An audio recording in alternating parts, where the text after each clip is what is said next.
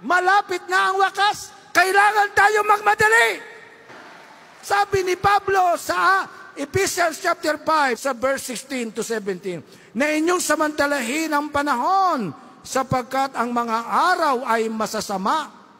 Kaya huwag kayong maging mga mangmang, kundi unawain ninyo kung ano ang kalooban ng Panginoon. Ano ang payo? Inyong samantalahin ang panahon sapagkat ang mga araw ay totoong masama.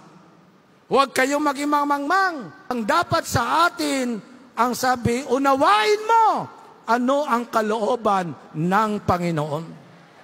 Pag maunawaan mo ang kalooban ng Panginoon, sa araw na ito, maitatalaga mo ang sarili mo sa Panginoon. Nangyari, nakaraang mga linggo, pumutok ang Mount Kanlaon. At yan ay mga hula sa Bible. Digmaan, bansa, laban sa bansa. Kaharian, laban sa kaharian. Magkakagutom, magkakalindol. Itong lahat ng ito, hindi kayo bulag. Mas updated kayo.